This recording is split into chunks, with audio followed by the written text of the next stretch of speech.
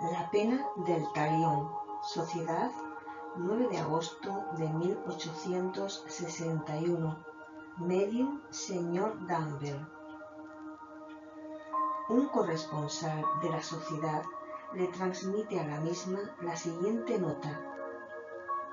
El señor Antonio B., uno de mis parientes, escritor de mérito, estimado por sus conciudadanos, el cual había ejercido con distinción y probidad cargos públicos en Lombardía, cayó en un estado de muerte aparente hace aproximadamente 10 años, a consecuencia de un ataque de apoplejía, estado que desgraciadamente fue considerado una muerte real, como ocurre algunas veces. Lo que facilitó aún más el error fueron las señales de descomposición que creyeron percibir en el cuerpo. 15 días después del entierro, una circunstancia fortuita determinó que la familia solicitara su exhumación. Se trataba de un medallón que por descuido había sido olvidado dentro del ataúd. Pero grande fue el estupor de los asistentes cuando, al abrirse el cajón, se comprobó que el cuerpo había cambiado de posición, se había dado vuelta, quedando boca abajo, y cosa horrible, que una de sus manos estaba parcialmente comida por el difunto. Entonces quedó de manifiesto que el desdichado Antonio B. había sido enterrado vivo, debiendo haber sucumbido bajo las angustias de la desesperación y del hambre. Sea como fuere, de este triste acontecimiento y de sus consecuencias morales, ¿no sería interesante, desde el punto de vista espírita y psicológico, hacer una investigación en el mundo de los espíritus? Evocación de Antonio B. Respuesta: ¿qué queréis de mí? Uno de vuestros parientes nos ha pedido que os evocásemos. Lo hacemos de buen grado y estaremos complacidos si consentís en respondernos. Respuesta: sí, consiento en contestaros. ¿Recordáis las circunstancias de vuestra muerte? Respuesta: por supuesto que las recuerdo. ¿Por qué me traéis a la memoria ese castigo? ¿Es cierto que habéis sido enterrado vivo por equivocación? Respuesta: esto debía ser así, puesto que la muerte aparente tuvo todas las características de una muerte real. Yo estaba casi exangüe.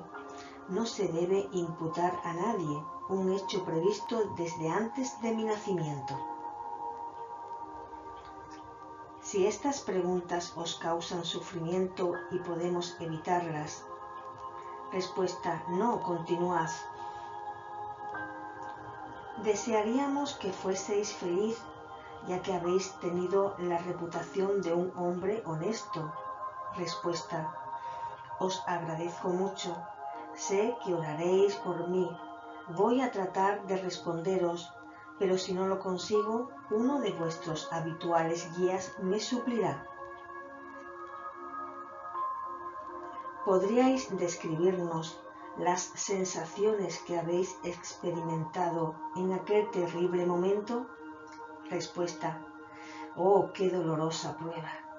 Sentirse encerrado entre 4 tablas, sin poder moverse ni cambiar de posición, no poder gritar, porque la voz no resuena en un medio que carece de aire.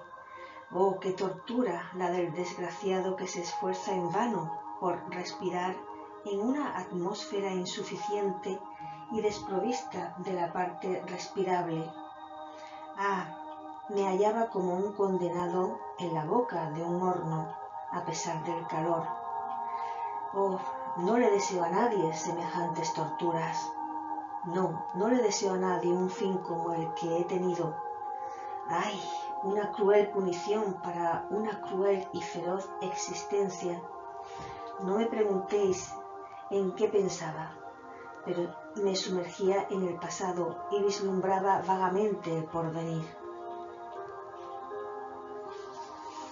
Decís una cruel punición para una cruel y feroz existencia, pero vuestra reputación hasta hoy intacta no hacía suponer nada parecido. ¿Podéis explicarnos esto? Respuesta. ¿Qué es la duración de una existencia en la eternidad? Ciertamente, he procurado obrar bien en mi última encarnación, pero yo había aceptado ese fin antes de reencarnar. Ah, ¿por qué me interrogáis sobre ese pasado doloroso que solo yo y los espíritus, ministros del Todopoderoso, conocíamos? No obstante, pues, es preciso que os diga que en una existencia anterior yo había emparedado a una mujer, a mi propia esposa, totalmente viva, en una cripta. Es la pena del talión la que he debido aplicarme, ojo por ojo, diente por diente. Os agradecemos por haber tenido a bien responder a nuestras preguntas y rogamos a Dios que os perdone el pasado en atención al mérito de vuestra última existencia. Respuesta. Volveré más tarde. Por lo demás, el espíritu Erasto completará de buen grado mi comunicación.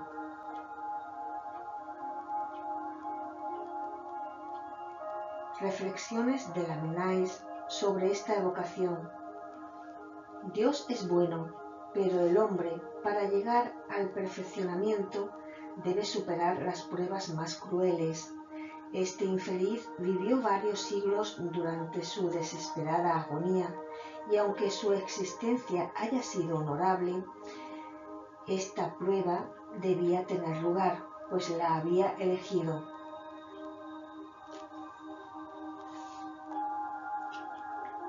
Reflexiones de Erasto. Lo que debía extraer de esta enseñanza es que todas vuestras existencias están relacionadas entre sí y que ninguna es independiente de las otras. Las preocupaciones, las dificultades, como los grandes dolores que afectan a los hombres, son siempre las consecuencias de una existencia anterior, criminal o mal empleada. Sin embargo, debo deciros que finales semejantes al de Antonio B. son raros, y si este hombre, cuya última existencia estuvo exenta de reprobaciones, murió de esa manera, es porque él mismo había solicitado una muerte semejante a fin de abreviar el tiempo de su erraticidad y para alcanzar más rápidamente las esferas elevadas. En efecto, después de un periodo de turbación y de sufrimiento moral para expiar aún su espantoso crimen, le será perdonado y se elevará hacia un mundo mejor en el que encontrará a su víctima, que lo espera y que lo perdonó hace mucho tiempo. Estimados espíritas, aprovechad este ejemplo cruel para soportar con paciencia los sufrimientos corporales, los sufrimientos morales y todas las pequeñas miserias de la vida. Pregunta. ¿Qué provecho puede extraer la humanidad de semejantes puniciones? Respuesta. Los castigos no son para que la humanidad se desarrolle, sino para punir al individuo culpable. En efecto, la humanidad no tiene ningún interés en ver sufrir a uno de los suyos. Aquí la punición ha sido apropiada a la falta. ¿Por qué existen locos y cretinos? ¿Por qué hay personas paralíticas? ¿Por qué algunos mueren quemados? ¿Por qué otros padecen durante años las torturas de una larga agonía entre la vida y la muerte? Ah, creedme, respetad la voluntad soberana y no intentéis sondear la razón de los decretos de la providencia. Sabedlo, Dios es justo y realiza bien todo lo que Él hace. Erasto. Nota: ¿no hay en este hecho una gran y terrible enseñanza? De esa manera, la justicia de Dios alcanza siempre al culpable, y aunque algunas veces sea tardía, no por eso deja de seguir su curso. No es eminentemente moralizador saber que a los grandes culpables que terminan apaciblemente su existencia, y a menudo en la abundancia de bienes terrenales, tarde o temprano les ha de llegar la hora de la expiación?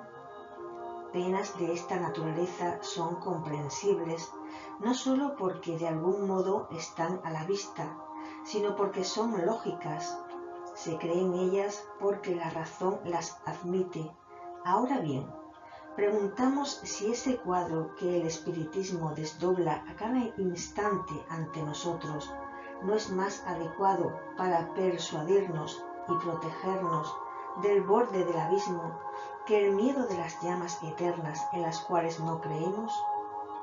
Si le leen nuevamente las evocaciones que hemos publicado en esta revista, se verá que no hay un vicio que no tenga su punición, ni una virtud que no tenga su recompensa, las cuales son proporcionales al mérito o al grado de culpabilidad, porque Dios tiene en cuenta todas las circunstancias que pueden atenuar el mal o aumentar el premio del bien.